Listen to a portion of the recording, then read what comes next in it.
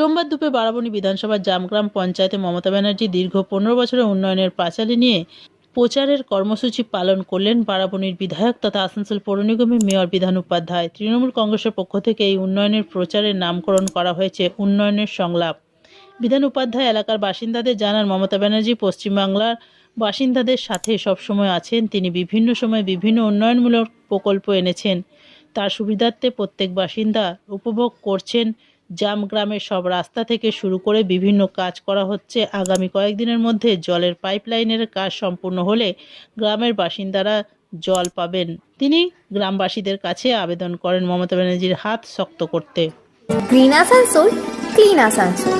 ভোটের জন্য আসবো, তাহলে এখন কি করতে আসবো? এখন তো কোনো কাজ ছিল না, আমরা এমনি এসেছি। তো সে কারণে দেখো এতদিন বলেছি, আমরা চেষ্টা করছি যাতে খোড়াপড় না আগেও ঢুকার জায়গা ছিল না।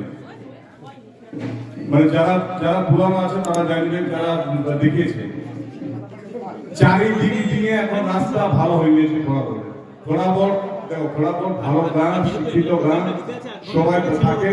তো এখানে অসুবিধাটা মেন হচ্ছে একটাই প্রবলেম, জলটা আমরা অলরেডি পুরানো যে লাইনটা আছে লাইনটার কাজ চলছে, দেখে কদিনের মধ্যে হয়ে যাওয়ার পর লাইন দেবে, কারণ নতুন লাইন ধরে এবার কাজ চালু হবে।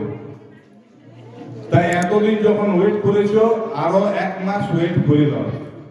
পুরানোটা তাড়াতাড়ি হয়ে গেলে জলটা পাবে, যে দিকটাতে লাইন জল মানে কন্টিনিউ প্রসেসে জল হবে সেই দিকটাতে জল দেওয়া হবে, সেই লাইনটা রাখা হবে। তাই সবাইকে বলবো, এখানে আমরা ম্যাক্সিমাম কাজ করছি। সবচেয়ে বড় প্রবলেম সেটা হচ্ছে জলের প্রবলেম। জলের প্রবলেমটার জন্য আমরা ইসিএল এর সাথে বারবার লড়াইও করেছি। ইসিএল এর একটা আমরা জামগ্রামে যে জল ট্যাঙ্কি আছে সেটা থেকে একটা ডাইরেক্ট লাইন কিন্তু একটা ইমপ্রুভমেন্ট করা হয়েছে, ওটা জামগ্রাম পাখিউটি পর্যন্ত লাইনটা এসেছে।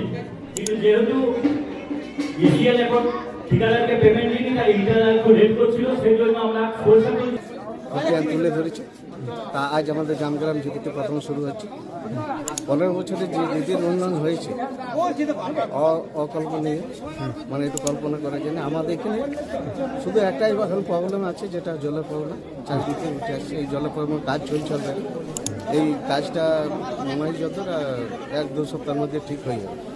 আশা করি সবই ঠিক আছে। একদম রাস্তাঘাট থেকে শুরু করে টোটাল যে পরিষেবা, একদম জন্ম থেকে মৃত্যু পর্যন্ত যে পরিষেবা, সেই পরিষেবা প্রতিটা বাড়িতে বাড়িতে ঢুকে গেছে।